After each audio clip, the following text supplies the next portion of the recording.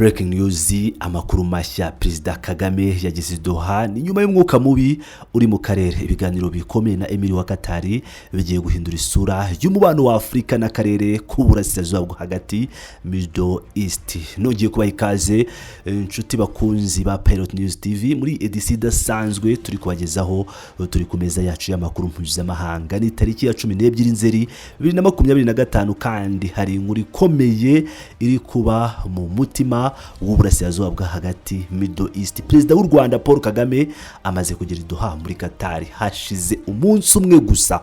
Guverinoma ye isohoye itangazo rikomeye ryamagana igitero cy'indege cya Israel cyagabwe kuri uwo mujyi. Uru rugendo rero rukaba rubaye mu gihe cy'ingenzi cyane, abantu benshi bakibaza icyo ibi biganiro bishobora kumarira impande zombi, yaba u Rwanda by'umwihariko u Rwanda ndetse na gahunda z'u Rwanda mu bukungu, umutekano w'akarere muri Afrika ndetse n'uruhare rwa Qatar nk'igihugu kimenyerewe mu kunga ibihugu bigiye bitandukanye mu kumuhuza.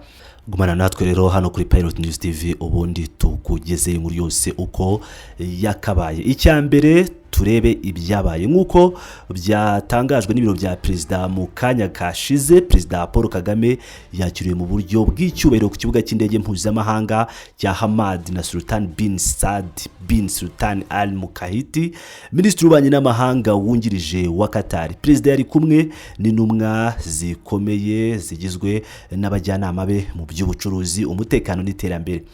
Yavuye mu ndege asanganirwa n'icyubahiro cyihariye cyarimo amabendera y'u Rwanda na Qatar yegeranye. Urusu rugendo rusanzwe kuko rwabaye mbere y'inama ikomeye agiye kugirana na nyakubahwa Sheikh Tamim bin Hamad Al Thani Emir wa Qatar mu ngoro ya Amir Diwan. Amakuru yize ava mu ntumwa avuga ko ibiganiro byitezweho gusuzuma uburyo bwo kongera ubufatanye hagati y'impande zombi. Reka dusubize amaso inyuma turebe ibyabaye ejo hashize ku itariki ya 11 Nzeri. Indege za Israeli zagabye igitero ku byo zise icyicaro cya Hamas cyangwa ibyicaro bya Hamas i Doha. Bitera urujijo muri uyu mujyi uzwiho ituze. Qatar ikunze kumuhuza mu biganiro by'amahoro mu karere, kuva mu ntambara ya Israel na Hamas kugeza mu biganiro by'Abanya-Afghanistan. Yamaganye icyo gitero icyita igikorwa gikabije cyo gusuzugura ubusugire bw'igihugu, naho u Rwanda rwo rwavuze amagambo akomeye nk'aya. Mu itangazo ryasohowe i Kigali, Minisiteri y'Ububanyi n'Amahanga yamaganye icyo gitero nk'ugutsikamira amahame y'ibanze agenga imibanire y'ibihugu. Iburira ko ibikorwa nk'ibi bishyira isi mu buryo bushya bwo kubaho nta mategeko agenga imibanire y'ibihugu. Ibyo bikaba nta na rimwe byigeze bibaho mu mateka y'isi igezweho. Perezida Kagame ubwe yongeye gushimangira iryo tangazo ubwo yarageze ku kibuga cy'indege i Doha, avuga ko u Rwanda ruharanira ububanyi n'amahanga bushingiye ku mahoro mu isi yuzuyemo umutekano muke. Iri jambo ntiri ryonyine, riri mu murongo mugari u Rwanda rwihaye mu kubijwi ry'ubusugire bwa Afrika mu gihe isirimo kugaragara ubushyamirane bukomeye cyane. Kuki rero ibi ari ingenzi? Ubufatanye bwa Qatar n'u Rwanda bumaze imyaka butera imbere bushingiye ku nyungu zombi mu by'indege, ishoramari n'ingufu. Twibuke ko Qatar Airways ifite imigabane ya 49% muri Rwandair, kampani y'indege y'igihugu cy'u Rwanda. Bikaba byaratumye bikomeza umugambi wa Vision 2050 w'u Rwanda wo kuba igihanganye mu by'indege muri aka karere. Muri Mutarama uyu mwaka 2025, Perezida Kagame yakiriye abayobozi ba Qatar Kigali basinyira amasezerano ajyanye n'umushinga w'ikibuga mpuzamahanga cya Kigali gishya kiri Bugesera. N'umushinga munini uzatanga imirimo ibihumbi byinshi ndetse ukazamura ubukerarugendo mu misozi y'u Rwanda izwimo ingagi cyangwa izwi ingagi.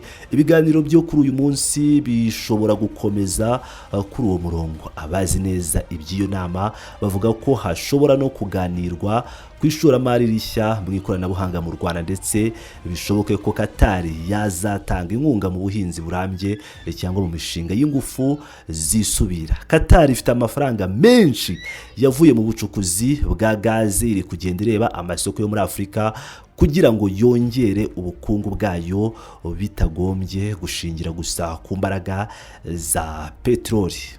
ariko ntitugomba kubivuga mu buryo bworoshye cyane. Uru ruzinduko rwaje mu gihe hari umwuka mushya w'ubumwe bw'akarere. Hashize iminsi mike gusa ku itariki ya 10 Nzeri, perezida wa Leta Zunze Ubumwe z'Abarabu United Arab Emirates Sheikh Mohammed bin Zayed Al Nahyan yakoze urugendo rutateganyijwe i Doha mu rwego rwo kugaragaza inkunga nyuma y'igitero cya Israel, mu gihe n'igikomangoma Hussein wa Jordani ndetse n'igikomangoma Mohammed bin Salman wa Arabia Saudite bari mu nzira, bikaba byahinduye Doha igihome gikomeye cy'ubumwe bw'Abarabu bo mu Kigobe. Uru rugendo rwa Perezida Kagame rwongeyemo ibisobanuro cyangwa igisobanuro gikomeye cya Afurika mu uru rugendo. U Rwanda ryobowe na Perezida Paul Kagame, tuvuye nibura nko kuva mu mwaka w'1994 rwavuye ku gihugu cyasenyutse ruba igitangaza cy'ubukungu, rukaba rufite ubukungu bwiyongera hagati ya 7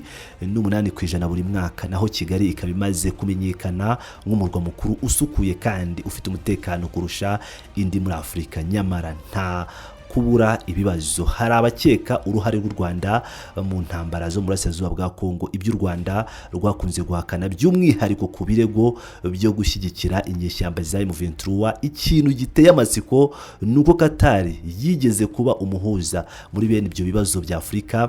Twibuke inama yabaye muri 2025 Doha, aho Kagame na Perezida wa Repubulika ya Demokarasi ya Kongo Felix Tshisekedi bahuriye bwa mbere kuva ubushyamirane bushya bwatangira, bagasohora itangazo risaba agahenge. Ese kuri iyi nshuro gahunda y'uyu munsi ishobora no kugaruka kuri iyi nzira, aho intambara zongeye kwaduka ku mbuga nkoranyambaga? Rero hari gucicikana ibitekerezo. Bamwe mu bakoresha imbuga nkoranyambaga mu Rwanda bo bakaba batanze ibitekerezo bitandukanye bikomeje kugera biri mu rujijo. Harimo wavuze ngo ababizi barabizi, bigaragaza ko hashobora kuba hari diplomasi y'ibanga ku kibazo cyangwa ku bibazo bya Kongo. Reka dukomereze ku ruhande rw'ubukungu, ari narwo shingiro ry'uru rugendo. Ikigega cya leta ya Qatar Investment Authority kiyobora umutungo urenga miliyaridi 450 z'amadolari y'Amerika, kandi kimaze igihe kinini gishora imari mu bikorwa remezo bya Afurika.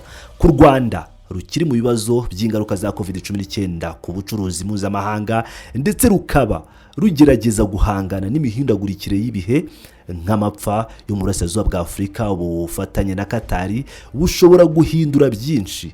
Tekereza kuri ibi: ikawa n'icyayi by'u Rwanda bishobora kubona amasoko mashya mu bihugu byo mu Kigobe, naho amasosiyete y'ikoranabuhanga yo muri Qatar akagira uruhare mu ikoranabuhanga ry'ubwikorezi bwa drones mu Rwanda. Urugero, ikoranabuhanga rya Zipline yahinduye imigendekere y'ubuvuzi mu bice by'icyaro. Perezida Kagame akunze kwitwa CEO w'u Rwanda. Ntabwo yigeze agira ibanga uburyo akunda uburyo Qatar yubakiye iterambere ku buyobozi bwa leta. Mu ruzinduko rwe rwabaye muri 2024 mu irushanwa rya Formula 1 Grand Prix i Doha, aho yahuriye n'ibikomerezwa byo ku isi, Kagame yashimangiye ko ishoramari rya Qatar ryafunguye ubushobozi bw'u Rwanda. Ntabwo twakwirengagiza kandi uburyo politiki mpuzamahanga iri kugenda ihindagurika. Isi ikiri mu ngaruka z'intambara ya Ukraine, amakimbirane y'ubucuruzi hagati ya Leta Zunze Ubumwe za Amerika n'Ubushinwa, ndetse n'uyu mwuka mubi mushya mu burasirazuba bwo hagati. Qatar nubwo ifite ikigo kinini cy'ingabo za Amerika muri ako karere, ikomeza kugirana umubano n'amahanga atandukanye, kuva ku gihugu cya Iran kugeza ku nyeshyamba z'abatalibani. U Rwanda rero rudashyigikiye uruhande na rumwe, ariko rukaba inshuti ikomeye ya Leta Zunze Ubumwe za Amerika mu kurwanya iterabwoba. Rukoresha ingendo nk'izi mu kongera uburyo bw'ubufatanye. Abakemuramaka bashobora kwibanda ku buryo bwo kuyobora kwa Kagame bukomeje kunengwa n'abatamushyigikira. Ubutumwa bumwe bwaciye ku rubuga rwa X bwavuzwe n'umusesenguzi w'umunyarwanda bwagaragaje uko abantu babibona. Kagame Doha bivuze ubucuruzi kandi bivuze amahoro. Nk'uko izuba rirenga i Doha, amaso yose ari kuri iyo nama ikomeye hagati ya Kagame na Sheikh Tamim. Ese hazatangazwa amasezerano mashya? Byashoboka ko haba itangazo ryihariye ku gitero cya Israel rishyigikira ubutumwa bwo kugabanya ubushyamirane, cyangwa haba ibimenyetso byoroheje bijyanye nuko Afurika igira uruhare mu gukemura amakimbirane yayo. abanyamakuru bacu rero bari Doha batangaza ko ingoro ya Amir Diwani irinzwe ku rwego rwo hejuru, aha amabendera y'u Rwanda afatanyije no guhuhwa n'ay'igihugu cya Qatar. Aha ni kuri Pilot News TV turangije iyi edition, tuzakomeza tubagezaho aha ni kuri Pilot News TV turangije iyi edition.